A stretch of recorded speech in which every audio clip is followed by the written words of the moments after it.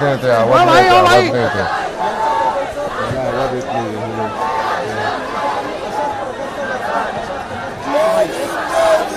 हिलाओ मत, कंधे से हाथ हटाओ यार, कंधे से हाथ हटाओ यार, हिलाओ मत. मनोज जरांगे पाटील मराठा आंदोलक हे सध्या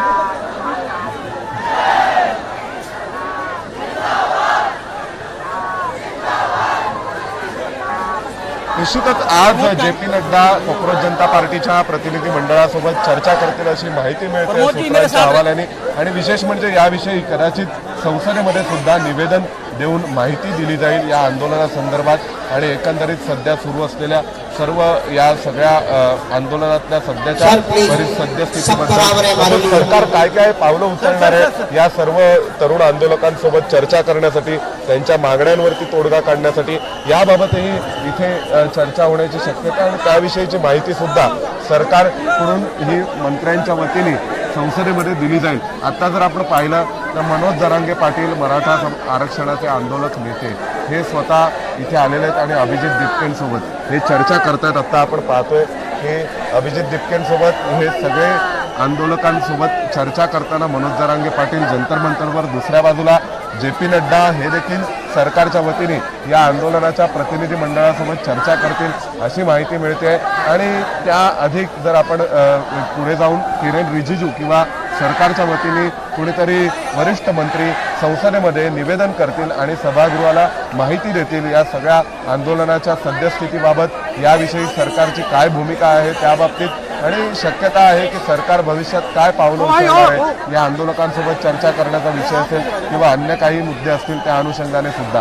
या सगळ्यात आपल्याला शरद पवारांची भूमिका खूप दिसते आहे. कारण शरद पवार काल इथे येऊन गेले जंतर मंतरवर आणि त्यानंतर आज मनोज जरांगे पाटील आणि विशेष म्हणजे शरद पवारांचे खासदार बजरंग सोनावणे यांच्यासह मनोज जरांगे पाटील हे इथे पोहोचलेले आहेत. त्याचवेळी शरद पवारांनी पंतप्रधान नरेंद्र मोदी यांच्यासोबतही भेट घेऊन चर्चा केलेली आहे.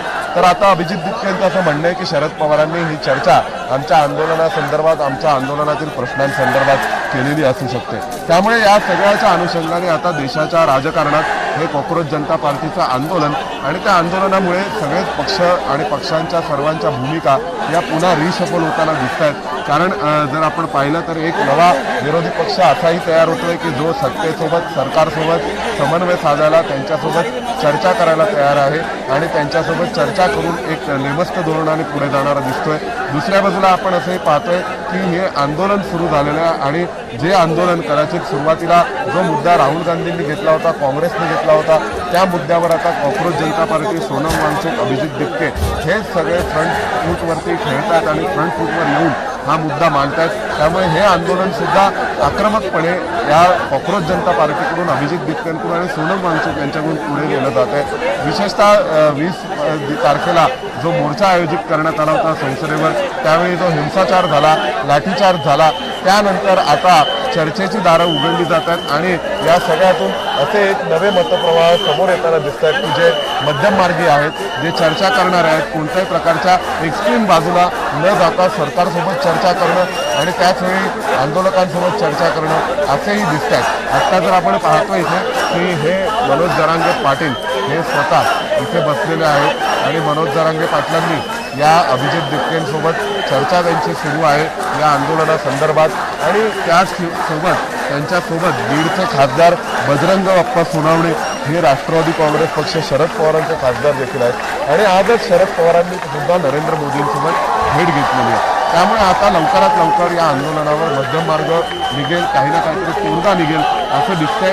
आणि या आंदोलनाच्या निमित्ताने भारताच्या राष्ट्रीय राजकारणातील अनेक समीकरणं बदलत आहेत. हे आंदोलन त्याला निमित्त ठरतंय असं आपल्याला नक्की म्हणावं लागेल.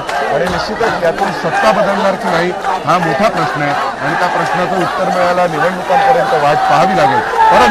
परंतु सध्याच्या राष्ट्रीय राजकारणातील सर्वच समीकरणं बदलत आहेत.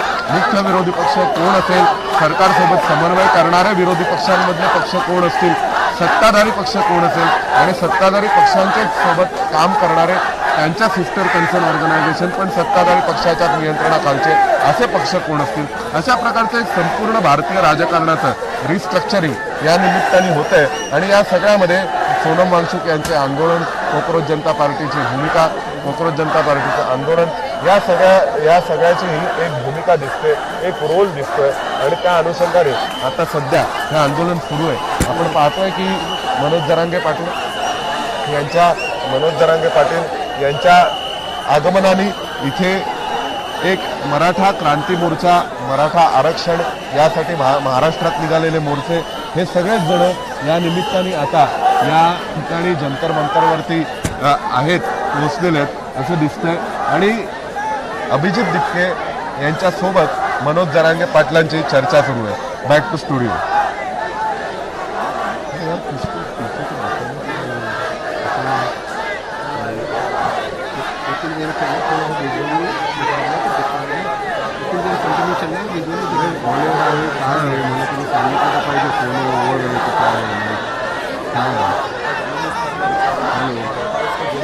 काय आहे आता ऑन एअर आहे, काय फोनो आहे, नाही आहे, काय आहे? बरं नाही आहे बहुतेक. चला ठीक आहे.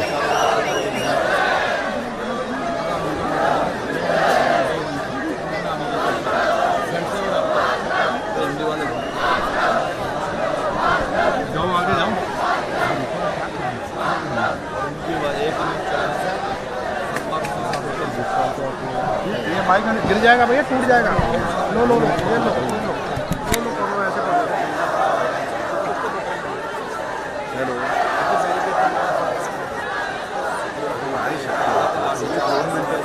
लाईव्ह मध्ये तो आला. कोणीतरी तुम्ही बघितलं तर पाहिजे. ट्रेन तुमच्या समोर आहे. माझ्या इथून मेसेज जात नाही आहे. माझ्या इकडे कुठलं व्हॉट्सअपचा मेसेज येत नाही. ते इंटरनेट चालत नाही कोणाचं. एकच्या समोर या बाजूला. मी त्या बाजूला गेलो की मदत देऊ शकतो. ओके.